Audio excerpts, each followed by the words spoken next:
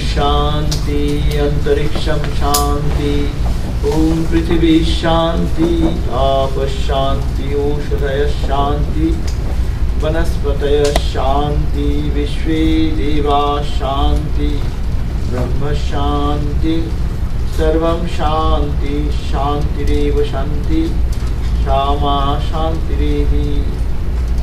May there be peace in the heavens. May there be peace in the sky. May there be peace in the earth and in the waters. May there be peace in the plants and in the trees. May there be peace among gods. May there be peace in Brahman. May there be peace in all. May that peace, real peace, belong to us all.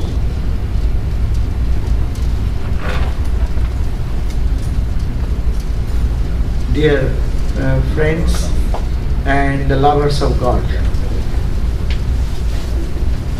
this is a wonderful opportunity for me to come every year, at least once, to be in presence of you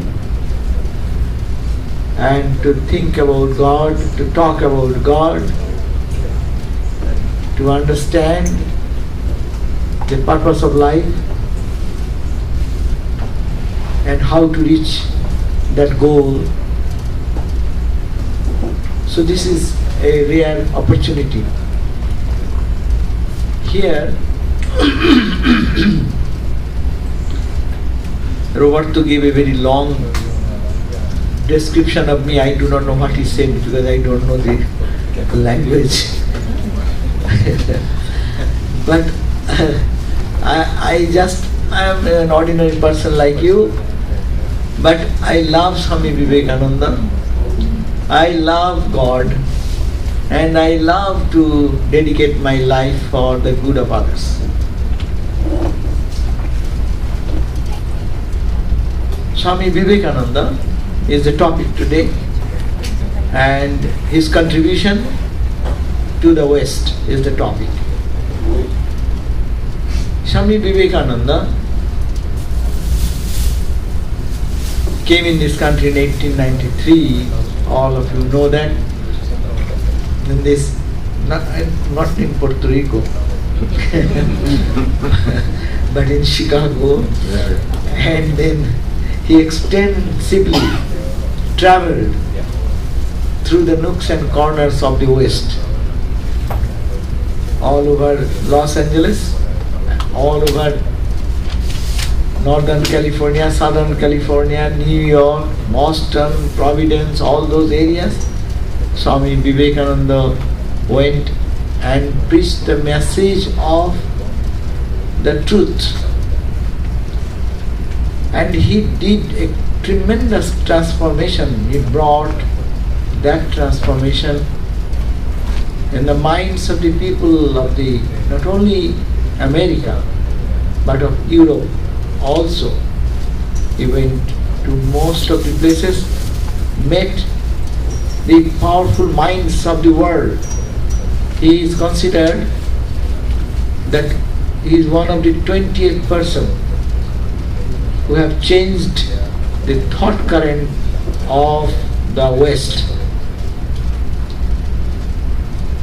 His powerful presence transformed many lives and is still transforming people to dedicate themselves for the good of others, for the benefit of others, and for one's own self-realization.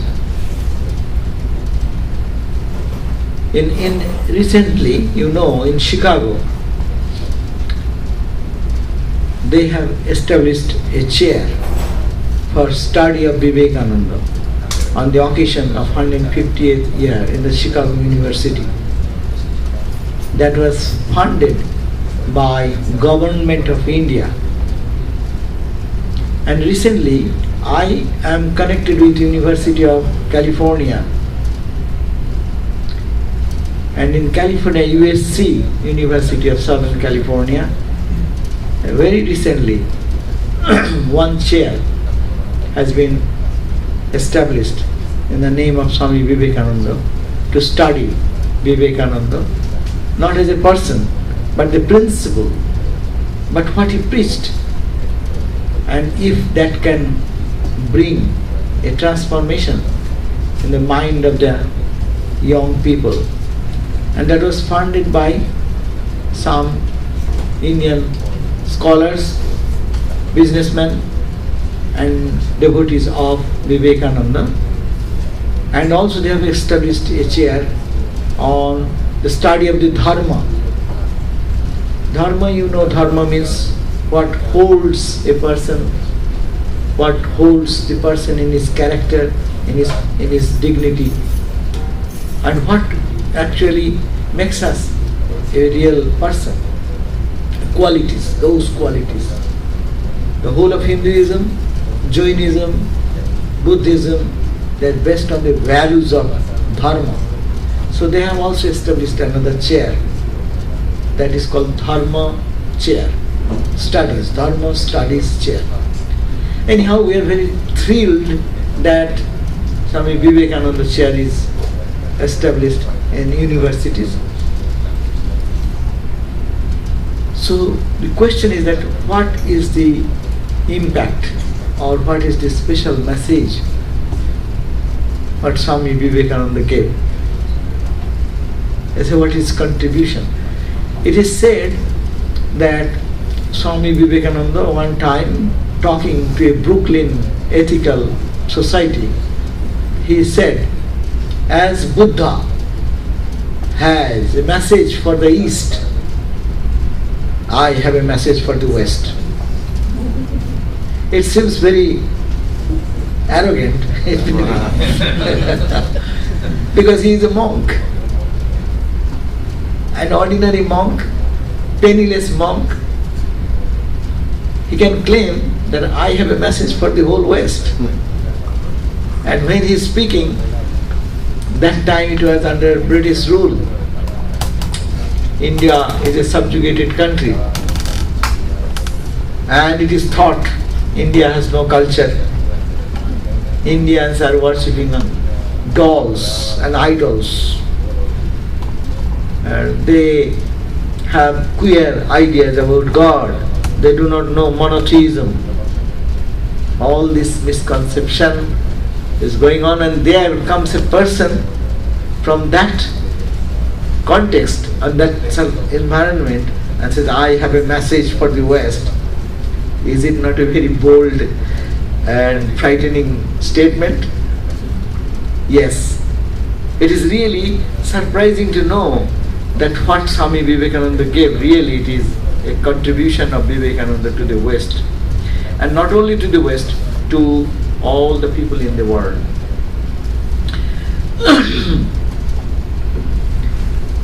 You know, Swami Vivekananda came, and what he said? In the Chicago Parliament of Religions, his voice was this, that these doctrines and dogmas, rituals and forms, temples and churches, and in that name, little petty thoughts have influenced the world for long. It has drenched the world with blood, proving the superiority of religions.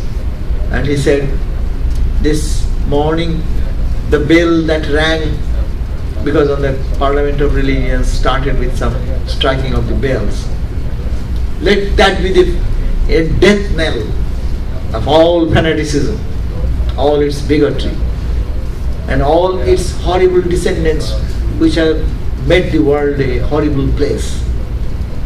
Without them, this world would have been a place of heaven, a heavenly place. So I am not quoting, I am just giving the idea of that. This idea was necessary. This idea is needed for the world now, even today. His Guru Ramakrishna, he practiced all the disciplines of spiritual tradition, and he realized God in every tradition, following the path of Hinduism, You know, Hinduism is varied. I am in USC, I find that there is the biggest number of students group. 100 students groups are there belonging to different religions. And among Christianity, there are 40 students group. All are different. So I say sometimes, if Christ being the only one spiritual personality in Christianity, if Bible being the only text allowed there, if that has 40, in USC I am talking, 200 denominations are there in Christianity. So if that is so, why not Hindus themselves worship in 1,000 ways? Why it will not be millions of types of diversity? And Vivekananda says it does not make any difference. Rather, let everyone have their own religion. Everyone's mind is different. Everyone's feeling is different. Everyone's emotions are different. Why some spiritual food should not be given according to that need, so that one can flourish very easily? One can develop very easily.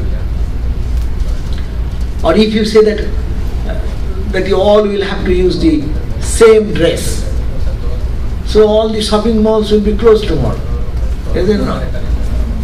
If there is a fatwa that in the dress code, everyone from child to old people from any country, there will be no variation.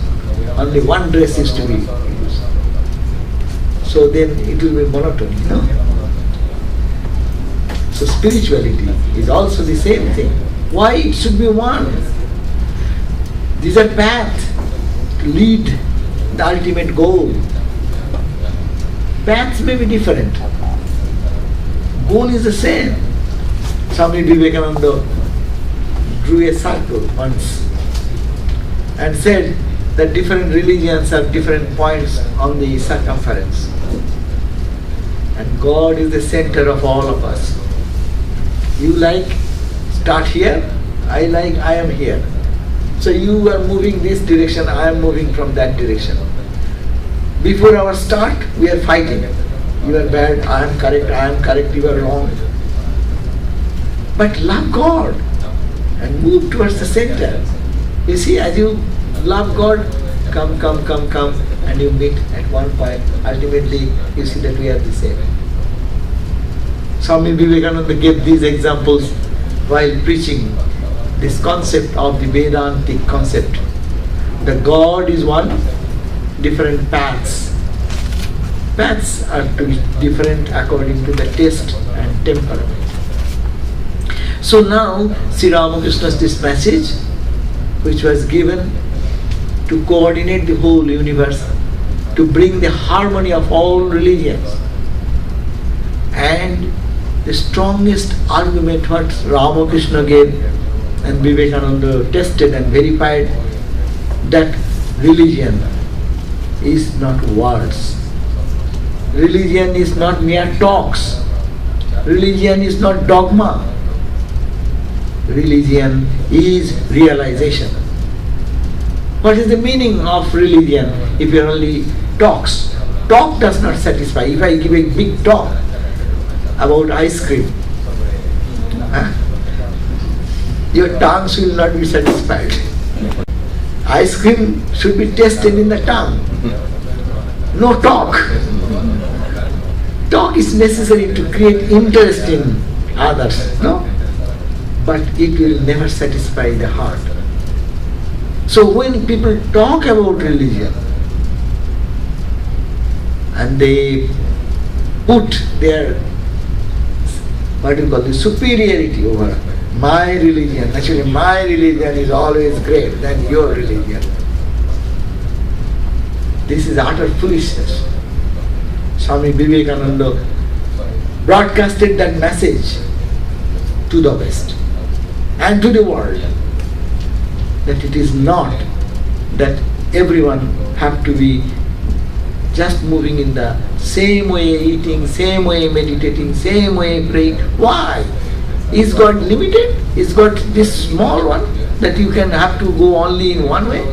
If God is infinite, how will you say that this is the way only and that is not the way? Even if you go to New York, how many ways you can go to New York from here? Each airlines will move little this direction, that direction, is it not?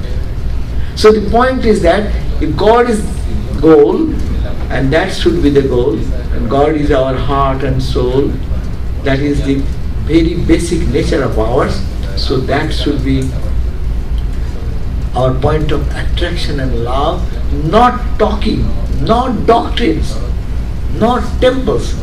That's why Swami Vivekananda's powerful words, each soul is potentially divine. See, it's totally new message to the West, isn't it? We know we are sinners. We are born of sin. So we are to cry and weep only, I am a sinner, I am a sinner, I am a bad guy, I am a bad guy. My God, He is bold enough to come in this country and say you are divine. You are divine. In you is divinity, in me is divinity. It is the birthright. Sin. Swami Vivekananda said, is there no sin? Swami Vivekananda said, what sin? Sin is our false steps, not knowing the truth.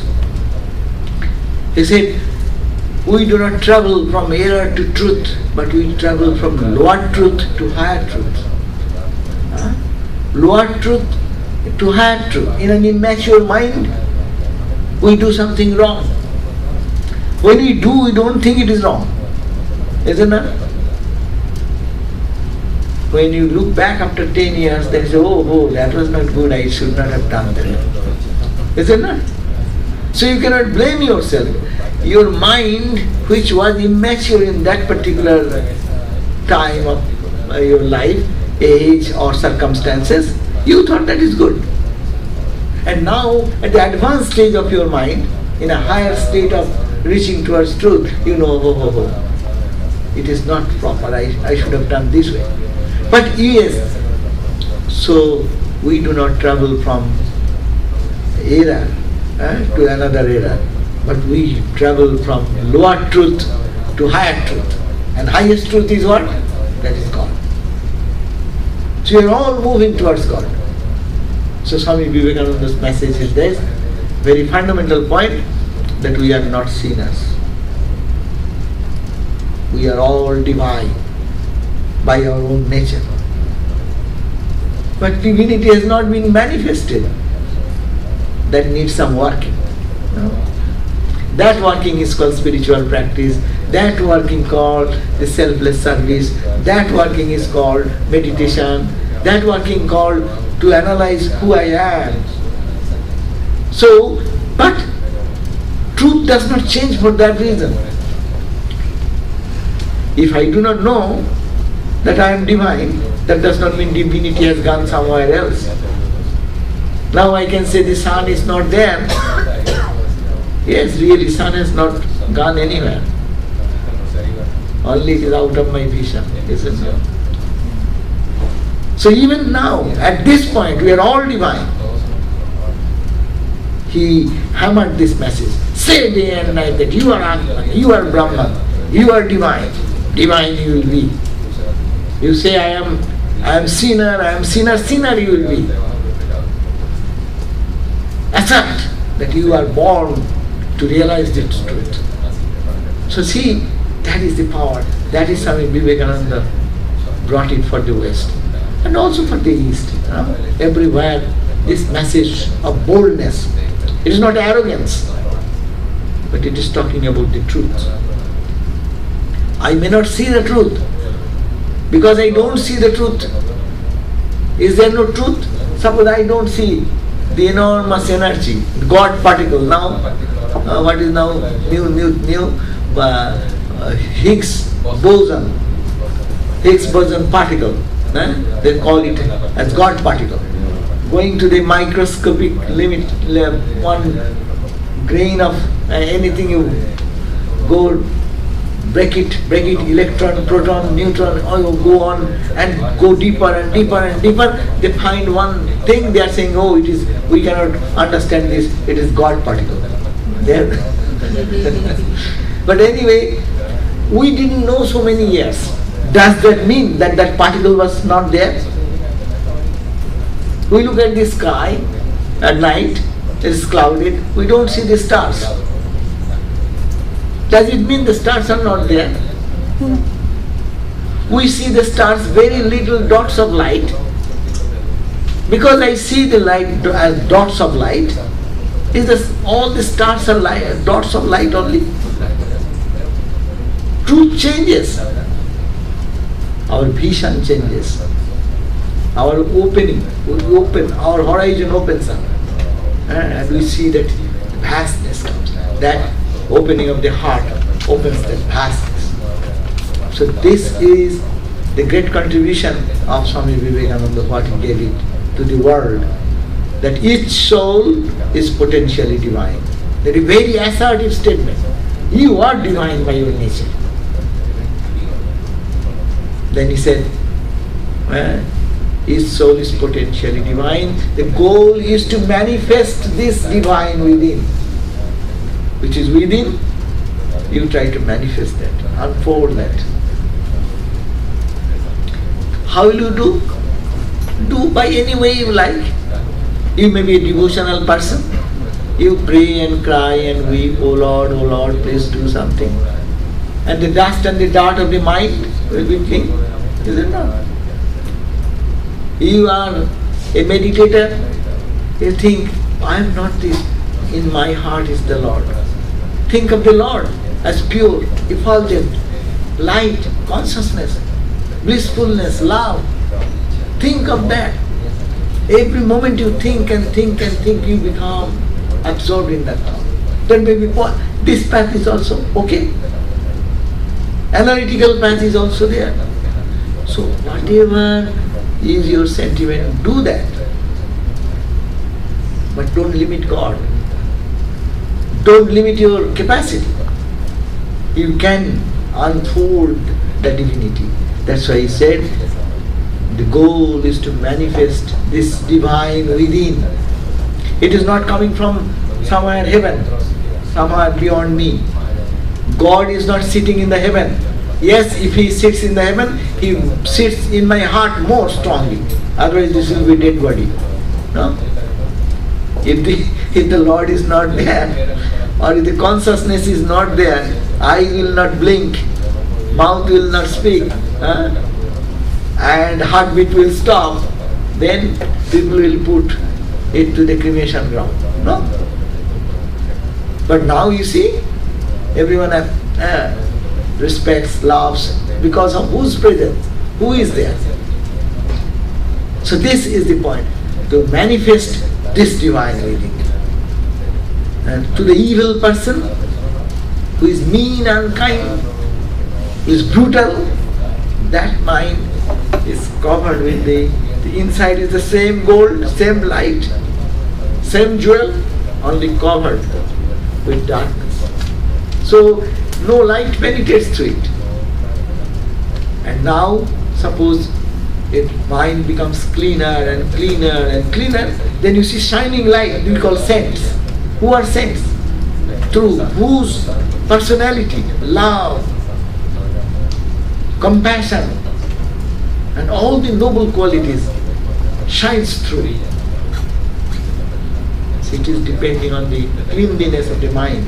So you have to clean that, and that is the only difference between one person and another person. Not that in you God is less, or in someone holy person it is more. Swami Vivekananda said, distinction between one person and the other is not in the content of the consciousness, but it is the difference between the manifestation of that consciousness.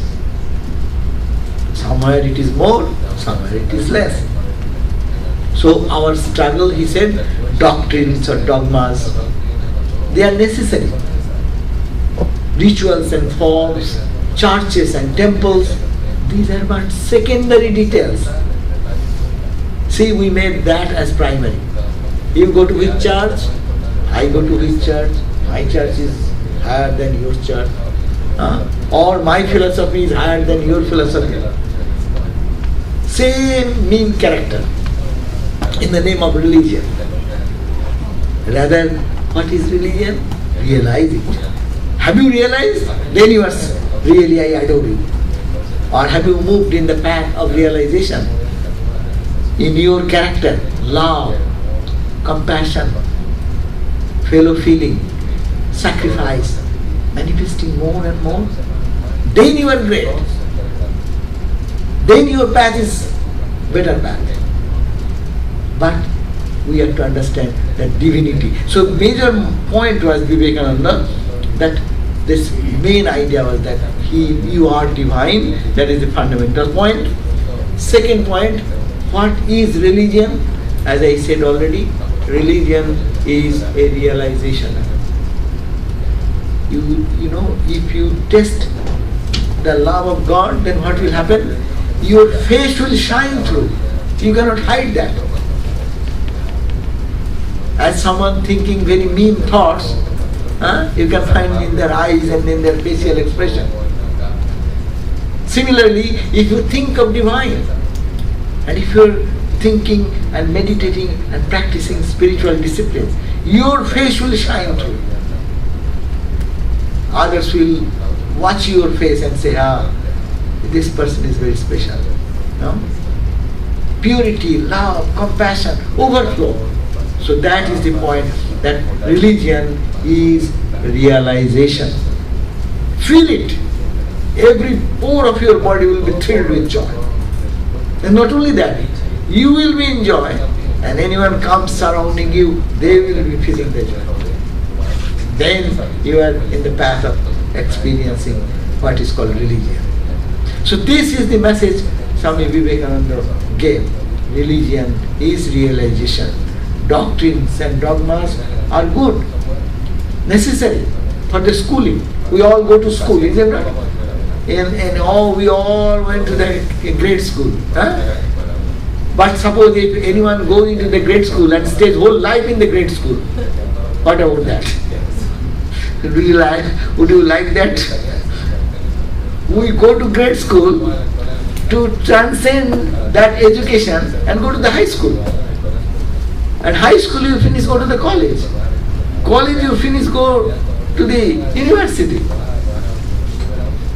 So this is called doctrine or dogma. They are like schoolings. But we have to go beyond that. So this is the second point, doctrines, dogma. And the concept, as I said, the fundamental point, that sin idea, it is a burden on everyone's head, is it not? I am a sinner. I will go to hell. I did some mistake, but there is no way out. So this is a frightening thought.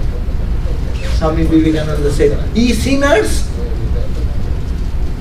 his own language, ye sinners, it is a call to man. He call a man sinner. Ye are divine. Wow, see? You jump out of your seat.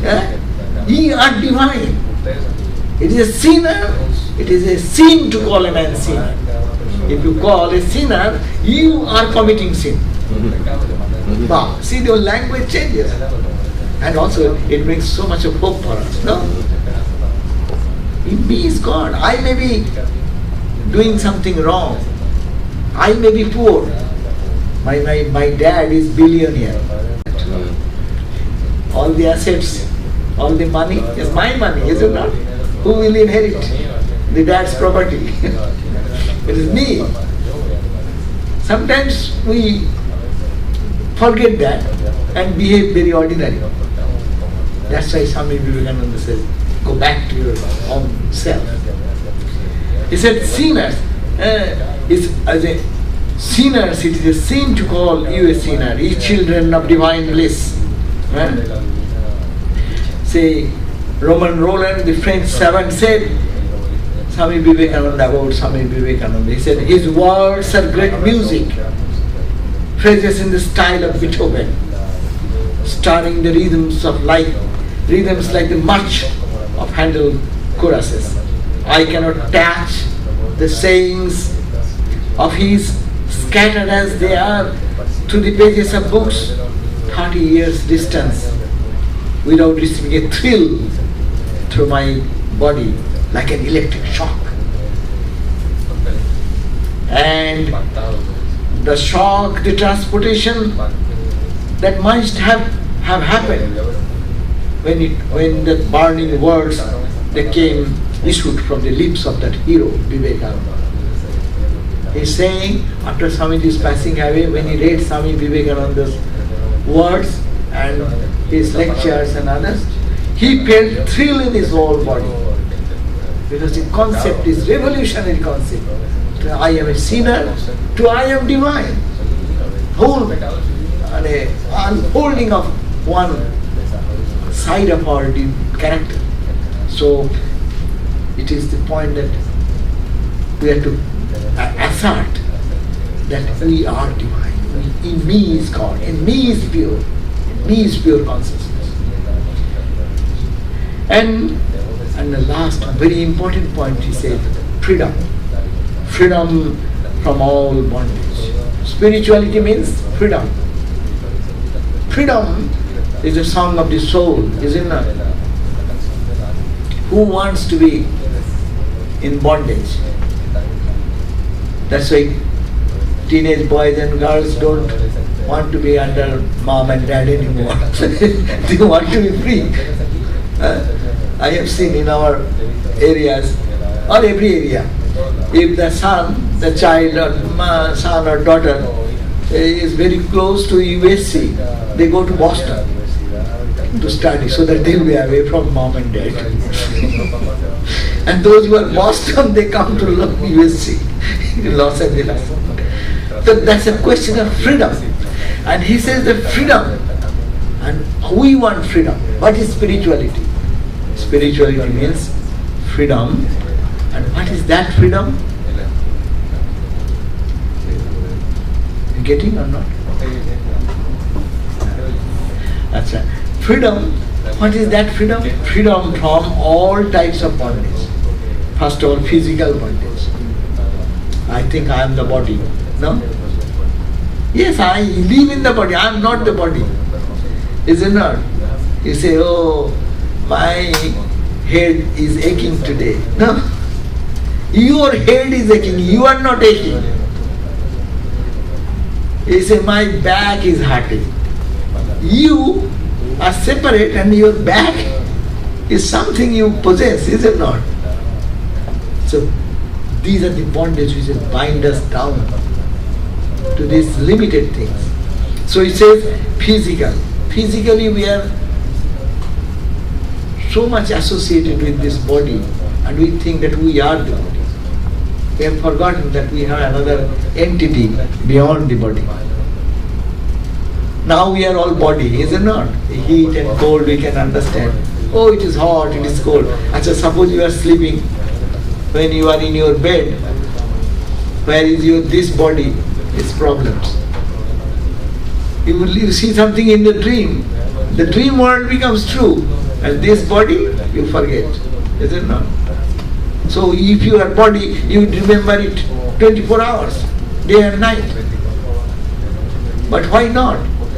When you sleep, why you don't remember this body? And you live in another body, is it not?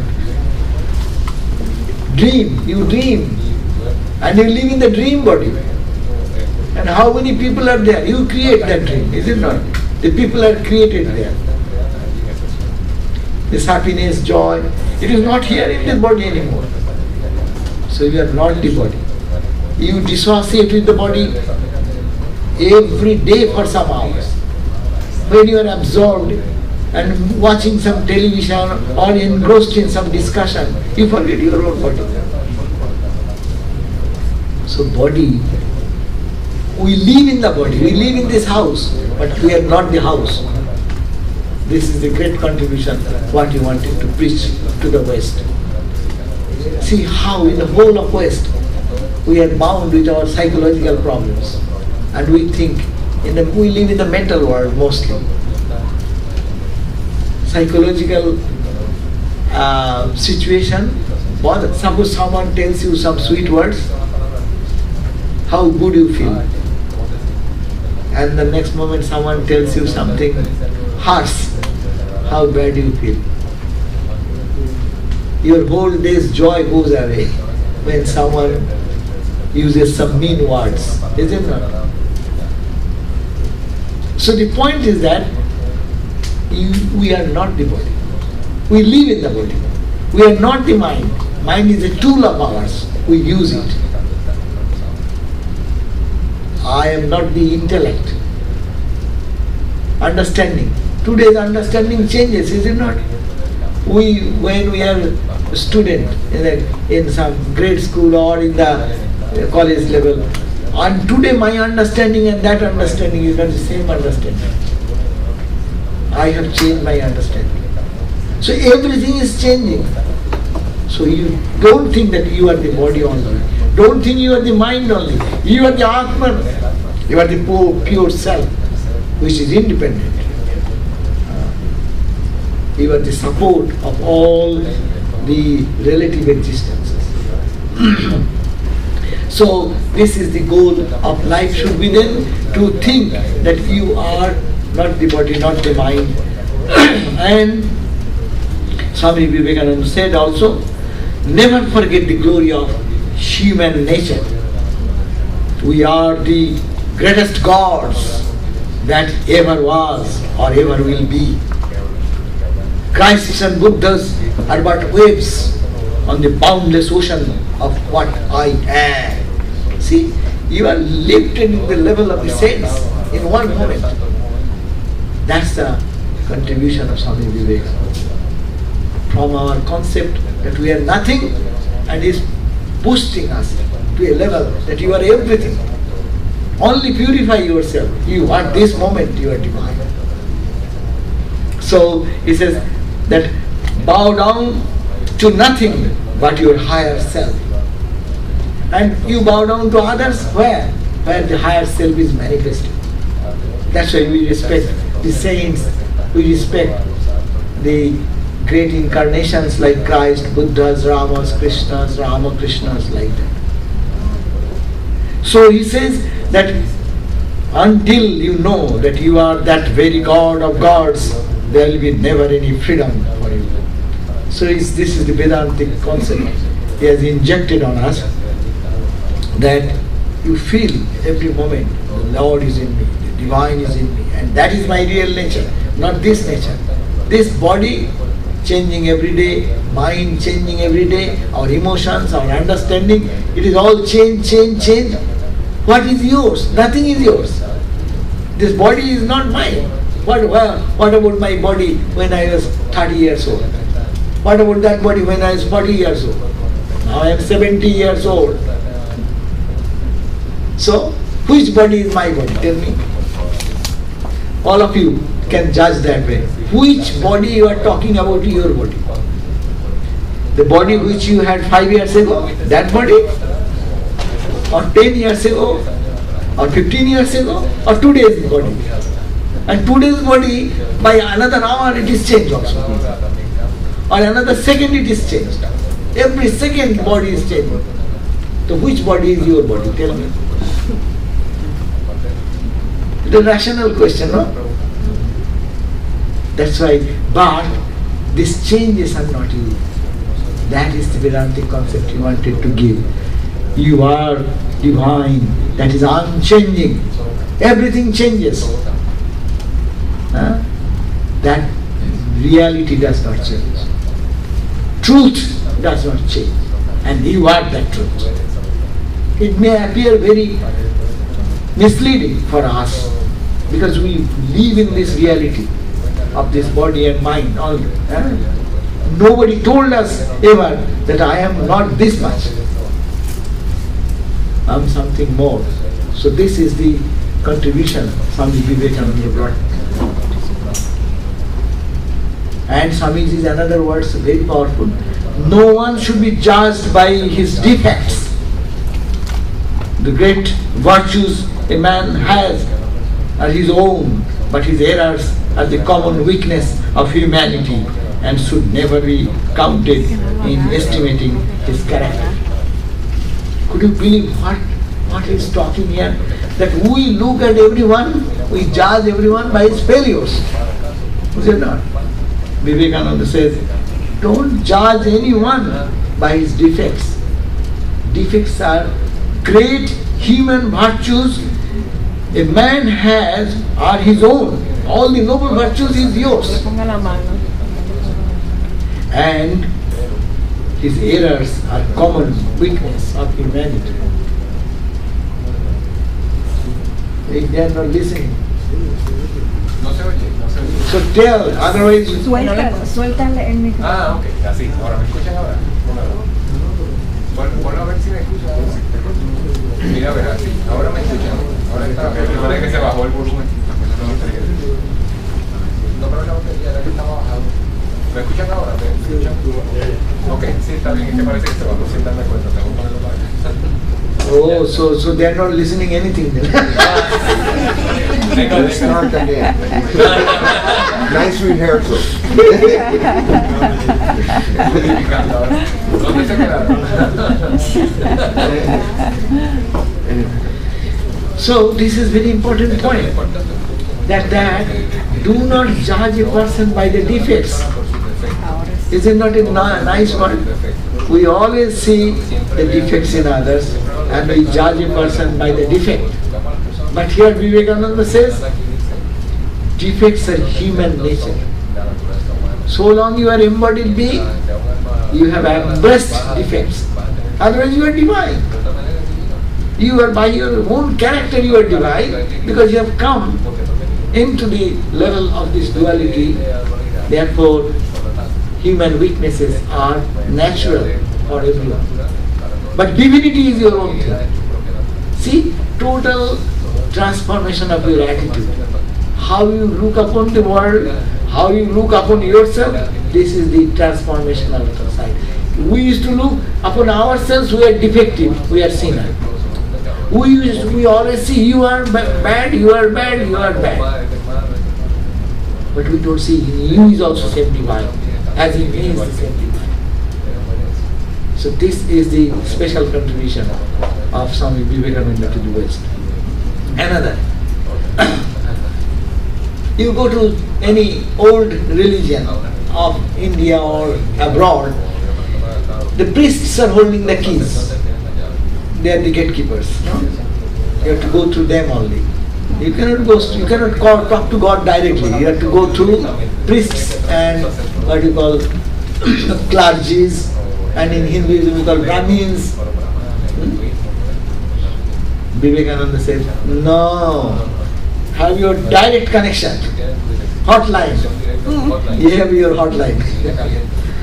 You can anytime call, hello sir, how are you? And he is for you. You need not have to go through any medium. Then what is the question? Sometimes you may say, hey, you people talk about guru, mantra, etc. So what is that? Idea is that they only connect you. They get out. The student who is aspiring for God and they are connected with the divine, and now it is the direct action between them. So that's why it is called the go straight to God. There is no media.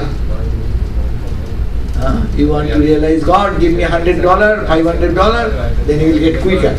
If you spend $1,000, you will be much quicker. If you spend 5,000, oh my God, probably you will get it tomorrow. No such fuss about spirituality. You love God, you cry for God, your heart opens, you do selfless work and try to see the divinity in others. Bas, it's finished. And try to first see divinity here. If you keep yourself that you are a sinner and try to see God, this is a contradiction. So remove the contradiction, divine here, divine there, and think, close your eyes, everywhere divine. think that you are in the ocean of light. And all light, joy. That is the special message of Vivekananda. Go straight.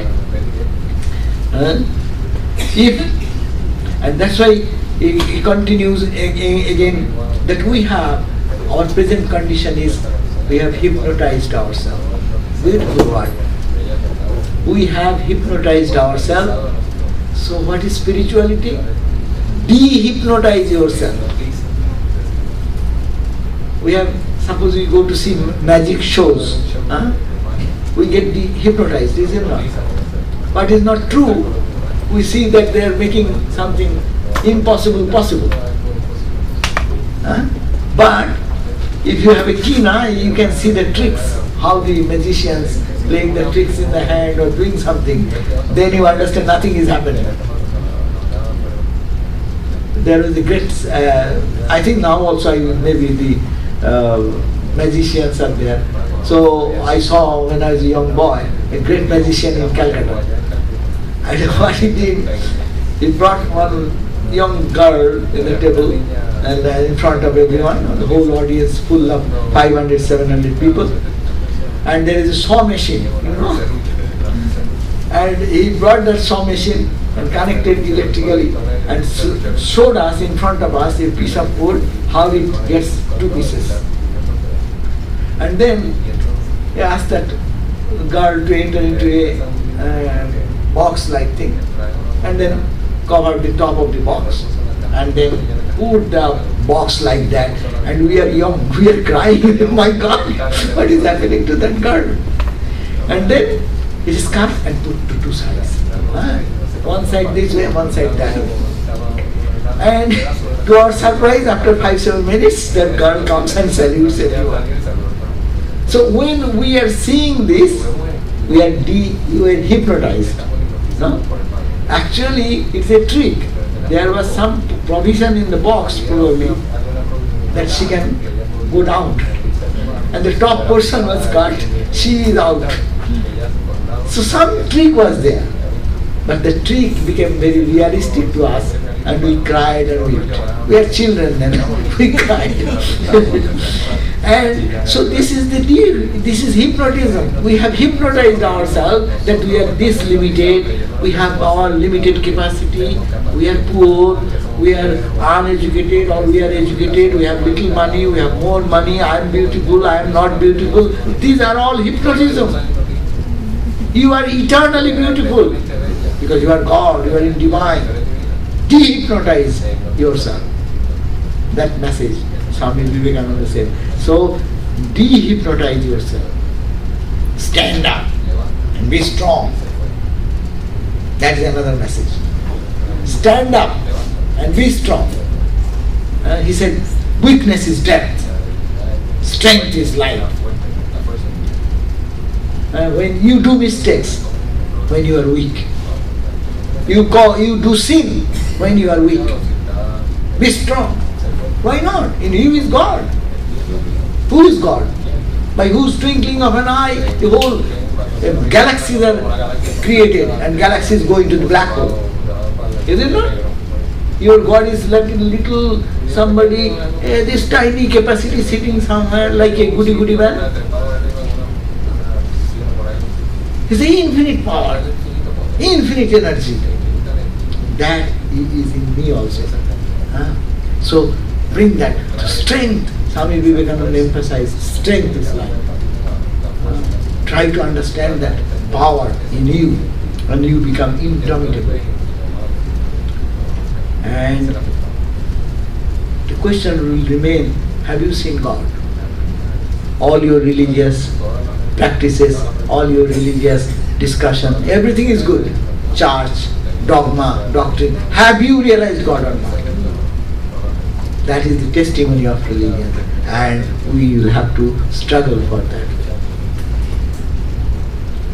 So, he said that, Swami Vivekananda's words are very beautiful. He said that youth and beauty vanish, life and wealth vanish, even the mountains crumble into dust. friendship and love sometimes vanish, but truth all alone abides. God of truth, be thou alone my guide. Stick to God. Who cares what comes to the body or to anything else? To the terrors of evil, say, my God, my love. To the pangs of death, say, my God, my love. To all the evils under the sun, say, my God, my love. Thou art here, I see thee. Thou art with me, I feel thee. I am thine, get me. I am not of the world, but I belong to you. This life is a great chance. What seekest thou? The pleasures of the world? Seek for the highest. Aim at the highest, and you shall reach the highest. Message of Vivekananda. No? We should be, as Swami Vivekananda said, why you are seeking for things which will vanish tomorrow? That does not mean that we will not live in the world. We need house, we need food, we need everything. But that should not be the goal of your life. You are born to realize something higher, born to be immortal. That immortality is our focus, and we should try to have that immortality. So, in nutshell, I have given you 10-12 points about what Swami Vivekananda gave to the West. The power, the strength, the courage to realize God, the inspiration, go beyond all types of fanatic ideas, limited ideas about doctrines, my doctrine, my book. That's another great thing Swami Vivekananda said. Challenge everything. Don't accept. Which religion will tell you that?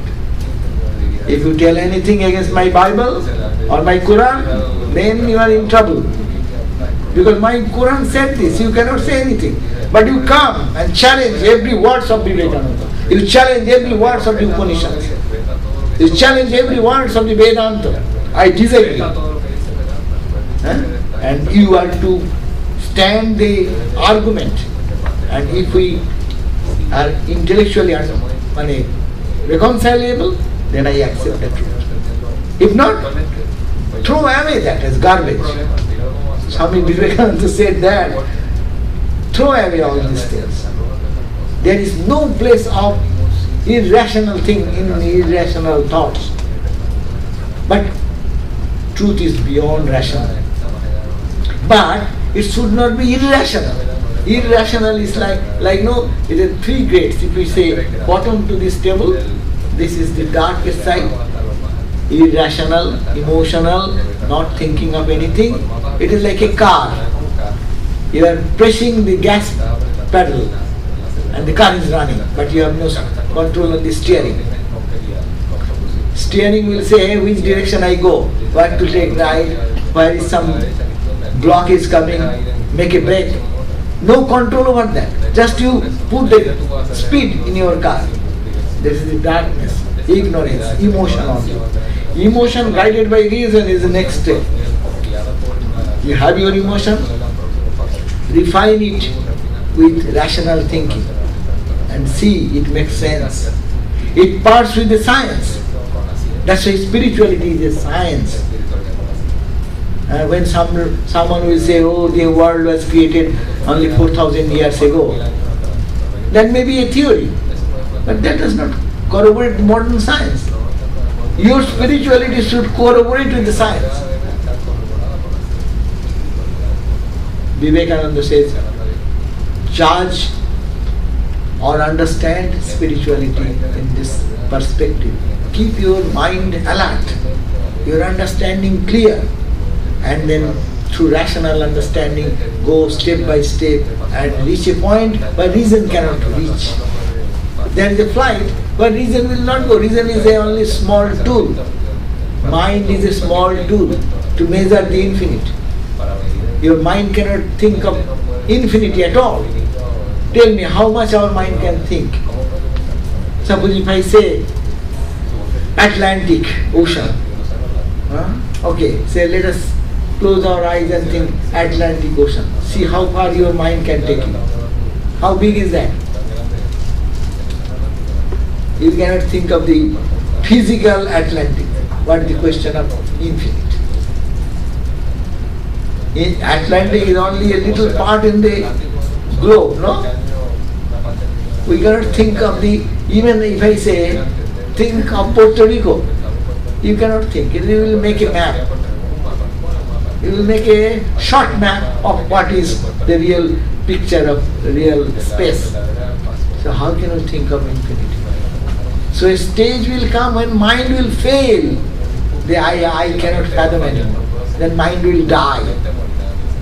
Ramakrishna gave the example, the salt doll wanted to measure the depth of the ocean. So as he moved closer and closer and he entered into the ocean, what happened? Oh, salt doll dissolved. Did it die? Yes, it's material death of the doll body. But what it became? It became infinite ocean. We are like that. We have to measure, understand, realize, and go as much as your intellect, as much your emotion can help you, and dive in and have that realization. Otherwise it is mere talk. Talk is not religion. So now I can throw some questions for you. You can ask some questions.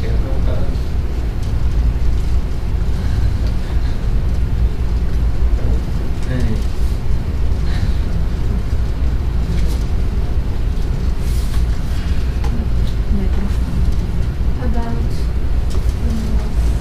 the sense of karma.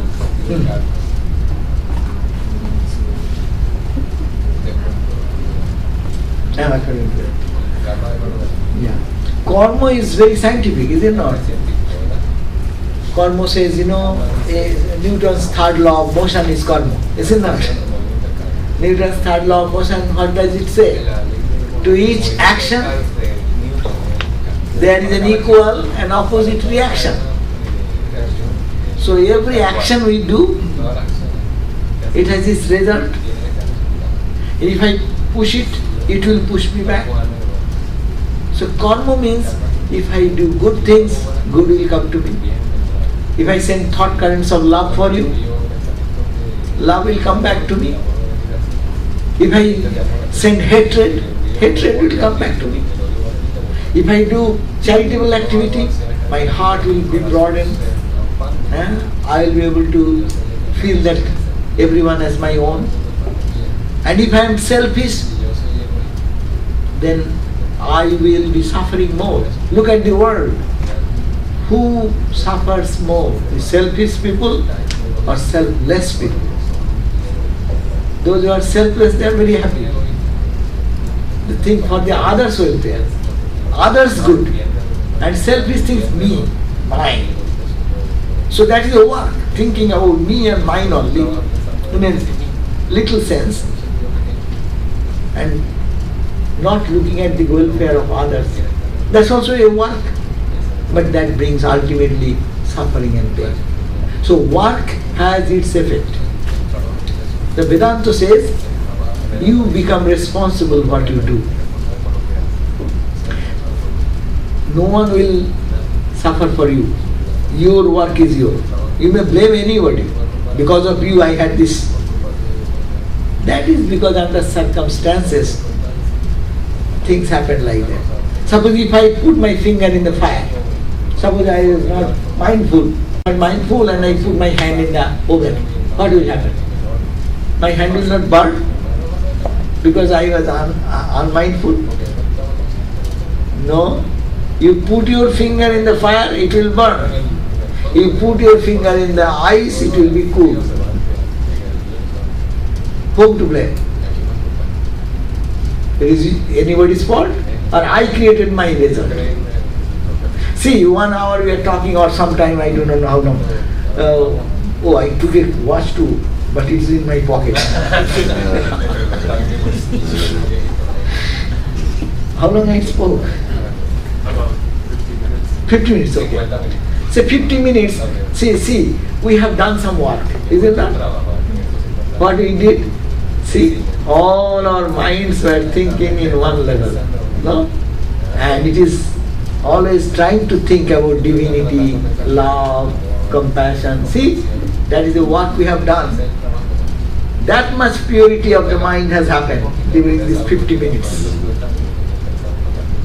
And suppose this 50 minutes I was thinking of someone, some evil thought about somebody, my mind will be polluted the same way, isn't it? So karma is that, it is a responsibility.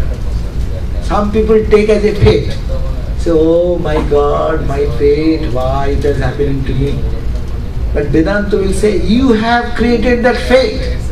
Now change it. This moment say, I will do the other way. No? Karma, given the example, you are driving the car, I sometimes give this common example. You are driving the car and your gear is front gear. The car moves in the front direction. It's a work. Engine is working and it gives the car move forward. Suppose you don't forgot the car was in the back gear and then you get a good pressure on the gas and suddenly see the car is running backward. Is it the fault of the car running backward? Or you pressed it the way? That's why so positive or negative, the way we want to change our life, that is our responsibility. Suppose many people think spirituality, religion, we'll do it later on. Okay, you do what you are doing now.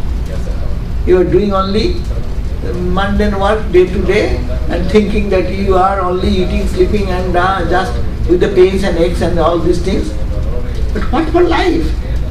This blessed opportunity of life, are you utilizing it fully to move the car in the front direction, to touch God? So if I don't do, I will suffer. No one can take away that suffering.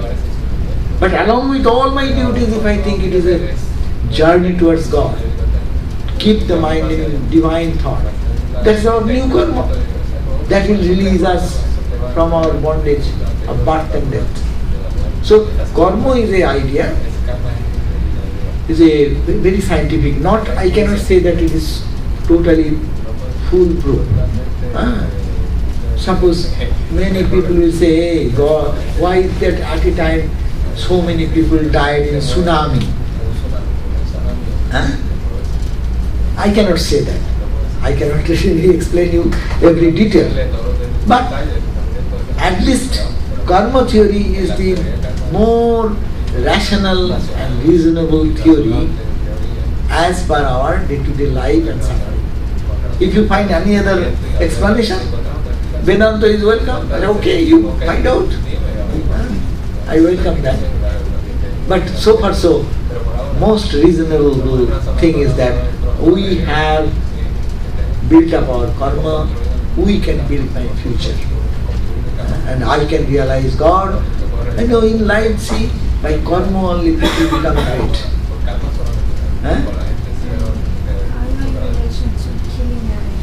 Yeah, killing animals. You know, this is a different topic. If you should not kill, you don't like it, you don't kill it. If others are doing, let them do their karma. Finish. If you say killing is bad, then don't kill that. But in the world, you know, in the day-to-day living also, we kill something to eat. Now, it has been found that even the plants have life, no? Long back. Even the waters in Japan, they have given some good thought to a tray of water, and water molecules grow in a beautiful pattern. with a noble thought, loving thought. And if you say angry thought, they get disoriented. There is also consciousness. So we should not willfully harm anyone. Better take the idea, non-injury is a good idea. I will not hurt anyone. Not hurt anyone, but we hurt every day. We don't feel that. I am, by a strong word, I am hurting you. Is that good? But we do every day. We eat rice. Most of us eat rice, no? Why you eat rice? They have life. And you boil it. Oh my God, how they think that they are boiling me. Each grain thinks that, my God, I am killed. I have the potential to germinate. Is it not? See, example, you all like sprouts. You like sprouts, sir? And sprouts we eat very deliciously, it is healthy, this, that. I go to that ground, I don't to make you frightened, but I am just giving analytically, I am very reasonable man. So you take a morsel of a 500 grains of say lentil or whatever, moong or something. So when you take that and you put into the water, and in 2 days it starts sprouting, is it not? And in the morning breakfast, how do you enjoy? By chewing them. And the sprouting means there is a germinating life. It says, oh my God, they are chewing me, and killing me, and eating me. But we don't think that, right? Because they cannot cry. They cannot cry. They cannot say, ha ha ha, why are you killing me? But when you kill an animal, they say, ha ha, why are you killing me? So, this is the point. Don't harm anyone, but for our living, it is a cycle. God has created such cycle. You know? We eat something, somebody eats us. Tiger eats us if they get a chance. We eat so many things. Are those things are surviving with something, eating something? It is a change of food habits. But for survival, something is important. And for doing harm for that reason is a different issue. But we will have to be sympathetic to everyone. And we should try to be not to eat animals and things, because they are more manifestation of energies, they are more. As we feel bad if someone is a human being is harmed or battered or killed like that, no? So because the consciousness is more manifest there. So in our principle we'll say, better take this idea that non-injury is the great virtue. Non-injury. That Buddhistic idea always stands on non-injury. Or Patanjali's yoga philosophy. Yama and Niyama, 2 schools, 5, 10 principles. There ahimsa is one important. Ahimsa, satya, be truthful, asteya, non-stealing. All noble virtues are given. But for survival, what you do, it is not considered as crime. Or it is not considered as an action, bad action. Because you know, one devotee came to me, she was going to Hare Krishna. And then she came to me and said, what shall I do? My doctors are saying I need to take some animal protein, animal meat. But they will say, if you take it, you don't come here, get out. So what shall I do? I am in a difficulty, what shall I say? I said from our perspective of Vedanta, I will say if your body needs that, doctor suggests that for your survival of the body, I would suggest you go for that. I have no objection. We should be realistic and scientific also. It has nothing to do with your intentional doing harm to anyone. Because your body does not take. Suppose some of you can't take milk. Some of you take almond milk. But is it bad, is it good? Not the question. The system, body system is little different. So we should make a compromise. Vedanta will say that type of understanding. But you can also take whatever food you take, and also pray, oh Lord, this is for my survival, I am taking. Don't take my offense. Yes. Does it make sense? Anything more? ¿Alguna pregunta? Yes, please. Yes, I just wanted to, first of all, welcome to Puerto Rico and thank you for your speech. I was so amazed when you make a quotation of Romain Rolland, which is a great philosopher. I just know him by reference. Studied part of his philosophy when I was a student of liberal arts. And it's so interesting because when you started to talk about his point of view his point of view of Vivekananda's voice as a music. Beethoven. Beethoven, Handel. You know, I myself am musician. Musician and music study. I study music by myself, and it's so beautiful that you have said that, because for me, since you started talking tonight, I have felt as if I have been enveloped in music. Actually, you started your speech today with Shtuti, the beautiful Sanskrit verse. In the way you say that, actually, you didn't say that you chanted as it's done in India, you know, because actually I am a fan. I have had India in my heart. I have been in India actually 3 times. And listening to your voice has been for me, you know, not for the rest of the audience, as if I have been listening to music that comes from the heart. I would like to know, how does the Vedanta philosophy and the teachings of Swami Vivekananda, do they have something in which we can use this philosophy and turn our voices into the music of the people in the world, in the daily life, in order to create that harmony, in order to help society, you know. As you know, here we are having a big wave of crime, of disemployment, unemployment, and crisis like it's almost everywhere in the world.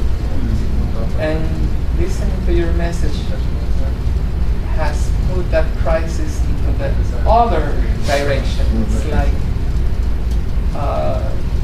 putting in, it's like an antidote. Thank you.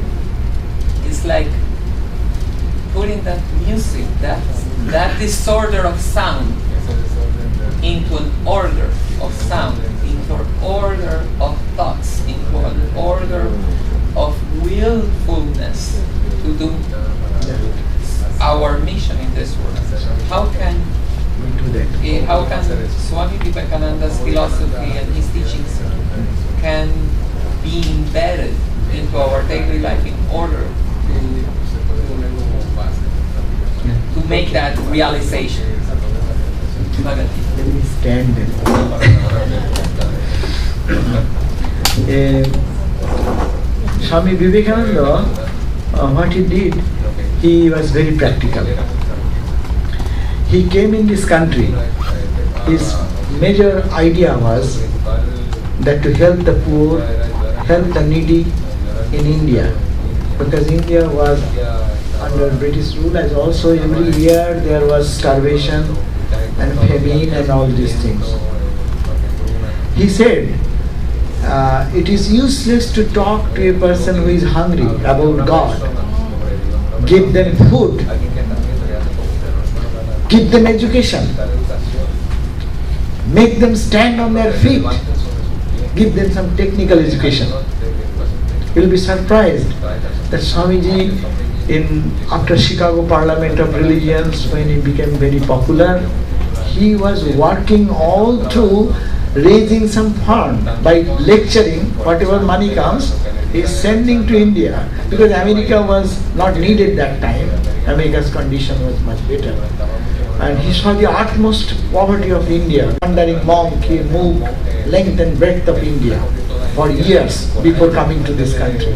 He saw the utter suffering of the widows, utter suffering of the orphan children, and the poor, cobbler, the other low class people who call it society called low class, and he wanted to find some means to bring harmony, and that's why he started this organization. It is called Ramakrishna Order in India. It is called for the twin purpose. We need some young people dedicated for this purpose, men and women. He said, if I get 100 men and women dedicated for the purpose of God realization and doing good to others, I will change the thought currents of the world. He said that. He said, I call him a traitor who, having been educated at the expense of these poor people, remain silent and don't do anything for their welfare. Actually, he was a social reformer. If we look at that aspect, if you read a book, there is a lectures from Colombo to Almora. When he went back from this country, he got such an ovation. Even no kings have ever got that. Thousands and thousands of people will throng to see him. And he lectured from Colombo to Almora, the up of the Himalayas. And what he spoke, that book is so powerful. And he said, you are politicians, you are leaders. No, not that time, that politician term was not very popular. He said, you are reformers, you are lovers of the country. Do you feel that millions of people, God in human form is next door brute, and they're crying and weeping? Do you feel for them? Do you feel that they're hungry? Do you feel, and that feeling have made you stop eating? Do you spend sleepless nights thinking about the suffering of these people? If you have done, then you have only raised one, you have put your feet on the first step of loving the country. And Swami Vivekananda raised the consciousness, not this poor. He said, beautiful, I can remember now, beautiful words. My God, the poor, my God, the wicked, my God, the worst of situation in all countries and all states. They are my living God. I don't care for God in the temple. Go and serve the God who is in living form, who is around you, weeping, crying, uneducated. So love them. That was his message. You know, it is not talk only, because he felt that. As we are talking from the beginning, there is the same, they are in you the same, they are in you the same. That's why that is Swami Vivekananda's ideas are very practical ideas. It says, you try to make your life spiritual, that was the main theme. But how will you do that? You try to do something concrete and positive to the people who you are around. Try to do little. In my little life, I cannot change the whole society. I can help one person. I can give a morsel of food or one lunch to a poor person. That is enough for me. If we take up that resolution, each one of us, whatever capacity I have. If I have no capacity, I will cry simply in my shrine, oh Lord, please help, I am helpless. I have nothing to do. But you, please do something. That prayer itself is the contribution to the society. And it is not antagonistic to spiritual life. And this Ramakrishna order is an order of monks and devotees like you people. Monks, you know, in India, they go for only begging food and living in God and thinking in God, staying in cave, sometimes in the temple corridor or anywhere. They have no home. They are homeless people. We are homeless people. Actually, I am in the Ramakrishna order, that's why I am here with good dress. But had I been not here and not joined the order, I would be a wandering monk in Himalayas, no? And I go door to door and they will say, give some food, we say, and we bless them, we have prayers for them, and we eat how much one can eat. Little rice and little dal, we are enough.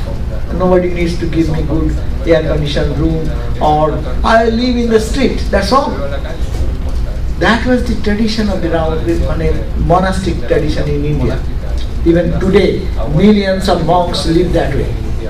But Swami Vivekananda brought this educated, highly educated, university education completed. Swami is an engineer, doctors, PhDs, university degree holders, and different levels of students, both boys and girls. We have about now 1500 monks in India who are finished their college education, they have their PhD, some may have their engineering skill, medical professional. They are all asked to join, they join. Swami Vivekananda's voice is still reverberating in a subtle way. Not only in India, but also everywhere. He said that it may be that I shall cast this body off like an old, worn out garment, but I shall not cease to work. I shall inspire men everywhere until the world shall know that it is one with God. He says, I am a voice without form. I will cast this body off like a garment wear out. And he did it. But he says, I shall inspire men everywhere. So his inspiration is that you want God realization, dedicate your life for God in human form. So in our Ramakrishna order, in India if you go, hospitals, dispensaries, schools, colleges, tremendous amount of earthquake relief, fire relief, wherever any disaster, these monks are there. So even we are misunderstood by traditional monks. Traditional monks say, what type of monks are they? They should meditate on God, read the Vedanta scriptures and be in the caves. And these people are cleaning the soiled cloth of a patient in the street and giving medicine and this. What type of monk is there? But now the whole India respects this order, this monastic order, because twin goal of life, God realization and doing good to others. Not doing good to others, but serving God in others. So if we take this spirit, we can transform the world. If suppose we are, how many people here? Say 20, 30, 40, I don't count. Whatever people. If we take a resolution, I will try my best to improve one person, to help one person, to love one person, and bring some good noble idea in them, bring them this strength and purity in them. See, these people who are really going in different direction, because crisis in financial crisis, and also the impact of drug and this and that, everything is creating a complex situation. But that needs proper education. It needs proper education. Who will give that education? Someone will have to come forward. And you cannot start in one day a big organization. It is individual. We are all institution. I can contribute something. And if I can really move and 10 people join together, make a plan, what can be done really for these people, and they are our children in one sense. Another sense, in them is God, as God is in me, only it is misdirected. Another is directed, and as I say, front gear or back gear. You cannot blame anybody. The gear is wrong, but the speed is same, energy is same. If you can really transform one such drug addicted boy or those who are doing violent activity, the whole transformation in the society will come to one person. They have the power. but nobody loves them, or we cannot love them, but we have no capacity to reach them, or they will not listen to us unless we are spiritually powerful. But shall we wait till then, that one day I will be spiritual and then I will have pocket money, then I will have big riches and I will have a big institution, then I will help them. It is to start now. What we can do? It's a practical suggestion and taking the idea that it is a service to God. We go to temple, we go to church, we feel blessed, we feel pure. Similarly, if I go and help one such person with my little help, it is God will be pleased with me much more than that in the temple. We will go to temple, of course, we will also go here also. That is Ramakrishna order, and that is the monks will work like that. And read Swami Vivekananda, you will get enormous point. That book particularly, Colombo to Almora. If you have, online also you can find it. Online, now everything is available on online. There you can internet and then you see his ideas. Then you try to apply them how it is possible in this context. But love is the question. If there is love, there is much can be done. Maybe I may be not that much successful, but my sincerity should be there, which can help.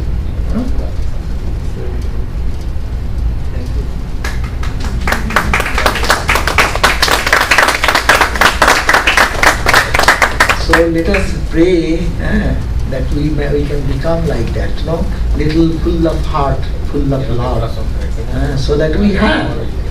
Swami Vivekananda said that thou, give, thou, one is give, offer, thou, don't look back. Jiva Day, he who offers. Tar Bindu, that is his love becomes like ocean. Don't think that you have no capacity to give. Don't be holding yourself back. Give love. And you have infinite. You will find that you are infinite. Jivadaya, he who offers his drop, Tar Bindu, Sindhu hoja, it becomes ocean. That's why Swamiji said, give love, give affection, give respect, because you know it is God. Don't look at as Swamiji said, we judge person from our perspective. But why he has become like that, think about that. Some maybe didn't get any parental affection. Some maybe in the childhood days found that parents are drug addicted. So under that circumstances, they have not got any higher values, higher situation that has forced them to go into that line. And it is difficult to come out, of course. But what we can do, it is our spiritual growth, our spiritual life. And that will be the main thing what we can practice in our day-to-day life, along with our meditation, along with our prayers, and along with all the noble things. Okay? So probably it is 8:30, no? 9:30, sorry. So you can go. No, we can continue here. No. If you have anything, otherwise, check, tell me. And I will also request that there is a center, you all know. Please join. And this noble thinking, as much as you know, one person thinking that has this vibration, isn't it? See, we are so many people thinking at the same time. See, our mind, as we are talking about the music, it is resonating in the same tune. Isn't it? The instruments, that's why musicians always take time to set the music in tune. Tabla would be in the same, or drums should be same, then the string instruments should be same, all the instruments should be tuned. Say unconsciously we are tuned all together in a level. No?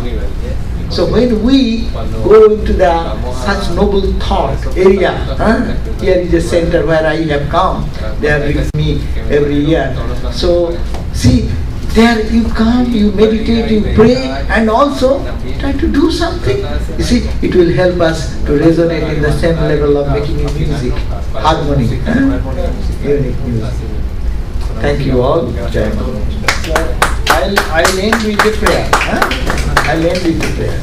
Om Tejoshi Tejamai Dehi Birjamasi Birjamai Dehi Balamasi Balamai Dehi Manyurasi Manyumai Dehi Ojosi Ojomai Dehi Sahosi Sahomai Dehi Om Shanti Shanti Shanti. Thou art infinite splendor, fill me with splendor. Thou art infinite courage, fill me with courage. Thou art infinite strength, fill me with strength.